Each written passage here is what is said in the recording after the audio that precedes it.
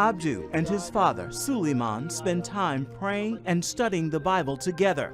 Some might call that a miracle, since the two did not speak for nearly 20 years. In fact, Suleiman's father once tried to kill him. Why? Because at the age of 16, Abdu decided to leave Islam and follow Jesus.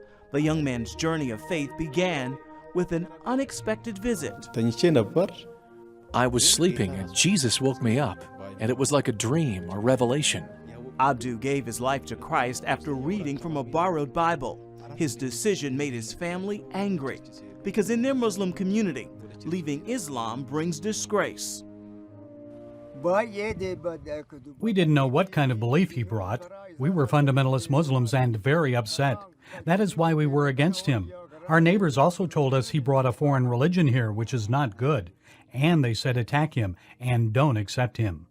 His mother, Samira, was also very upset when she learned her son became a Christian. I had deep, deep sorrow in my heart because I thought I had lost my boy. I thought we can't even be buried together when our days are over. It was a big sorrow at that time.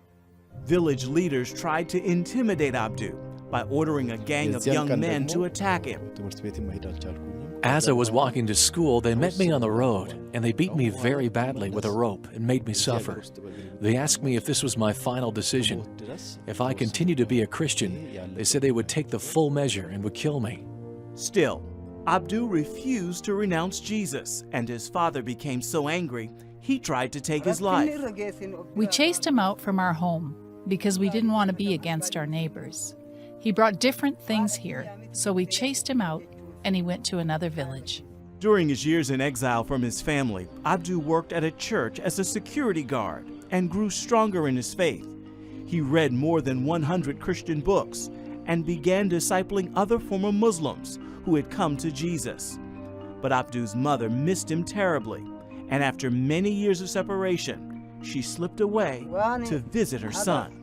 During the 6 years, I had heard that he wasn't drinking alcohol and doing bad things. But the boys who were his friends here were doing those things, so I decided to see him secretly. Impressed by the changes in her son's life, Samira began to consider Christ. However, it took 10 years before she too would leave Islam to follow Jesus. I believe that the faith of my son was true and correct, but now I have a big problem with my husband. But I decided to follow Jesus and try to bring my husband to Christ. We showed big love to him and big changes in our character. This influenced him. About a year later, Suleiman's heart softened under the influence of God's big love. Now he and the rest of his family, about 40 of them, are all Christians. This hut on the family property is now a place of worship to the Lord and for hearing the gospel. I'm very happy that my family has come to Jesus. But the biggest thing that makes me excited is that near the home where I grew up is a place being used as a church. People are coming and praying and giving their lives to Christ. As for Suleiman, while he and his family are persecuted for their faith, he says he's not about to return to Islam, and he looks forward to eternity with the Lord. The fundamentalists can do the worst they can to us. The last option for them is to kill us. We don't mind if they kill us, because some believers will bury us.